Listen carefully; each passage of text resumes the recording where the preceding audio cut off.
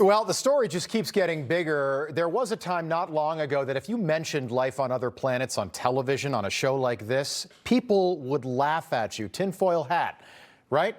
They do that deliberately. The country is different now. Many people are now paying attention to this and taking it seriously.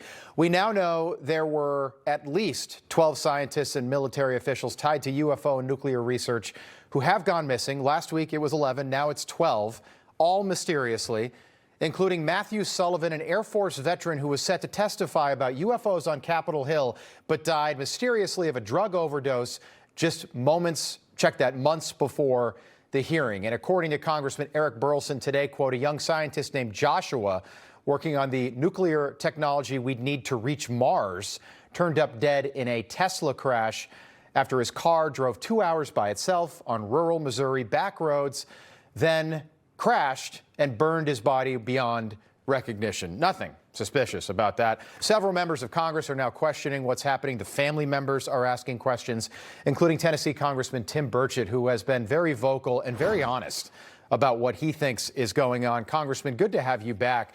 This scientist died because his Tesla drove 2 hours. This is from the police report. 2 hours on its own, crashed and then burst into flames.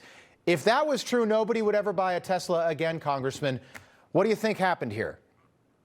I think clearly someone's sending a message of one or two things. Either they want to squash our technology or they're warning others not to come forward with our abilities and what they know. It can't be anything else. It's very clear to me. I know that the FBI is investigating this, and I hope they do it very vigorously. In the past, the FBI, I think, has been part of the problem of covering it up, but under Cash Patel and President Trump, I don't think that's the case. So that's what I hope we get to the bottom of it. But unfortunately, we've lost these lives. And, you know, it's the one general leaves his house without his wallet and his cell phone, but he takes his 38 revolver and his holster. And he didn't take his glasses. He wore glasses every single day, which is so bizarre. By the way, Elon Musk has not mentioned this, and he will mention anytime something happens with a Tesla, he's pretty good about tweeting about it. He has not tweeted about this Tesla that drove around on its own, apparently, for 2 hours, then crashed and then killed the passenger, which we found very odd. I want to play this soundbite for you. This is 3 weeks ago tonight. You came on this show, you said something that literally, Congressman, created like an entire ecosystem of theories and questions. Take a look.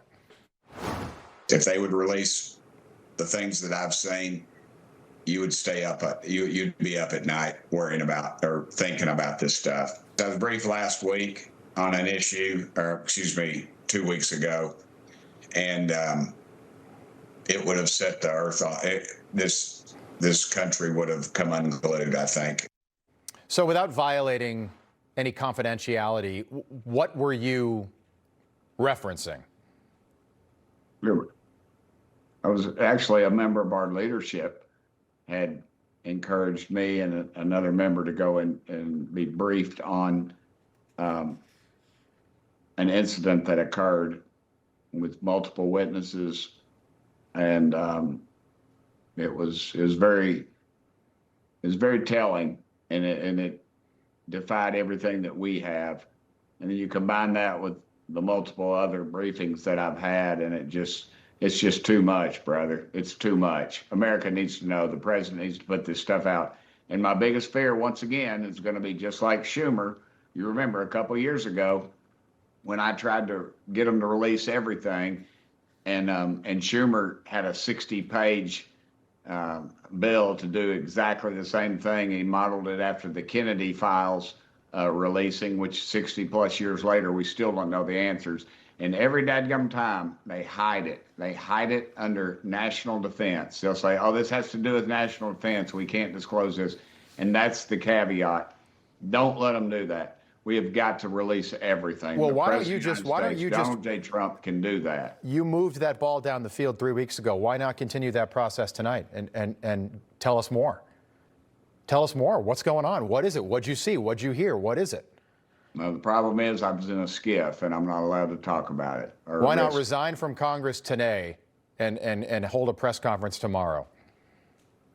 I think Miss Burchett would probably have words with you, brother. Can I ask you something, Congressman? In that same interview, you told me, and it was tongue in cheek, but I think you were serious. You said you're not suicidal. Did you mean that? Are you concerned about your own safety for even talking about this stuff?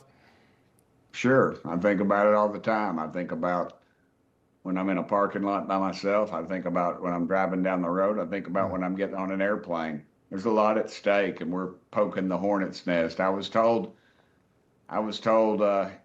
years ago that I need to get a detail around me because I'd kicked a very big hornet's nest, and by someone who's formerly was on President Trump's staff. So yeah, I think about it. I'd be stupid not to. I mean, look at now, you're just seeing it, and I got a feeling this is the tip of the iceberg.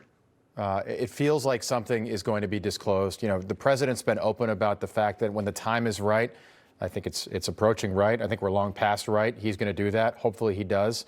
Do you mind if I ask you something off topic quickly? Sure, whatever you want, bro. So I saw you. I was watching. King Charles made his speech today, and you were in your typical Tim Burchett State of the Union spot, and you kind of got his attention, and it looks like you said something. What did you say? I asked him about his Aston Martin DB6. It was a gift from his mother, his 21st birthday. And then, oddly enough, when he came back out, he referenced it to me, and he said that I forget how many years that he'd had it. And I showed it. Everybody says, "Oh, Burchett, you took a video of it." Right.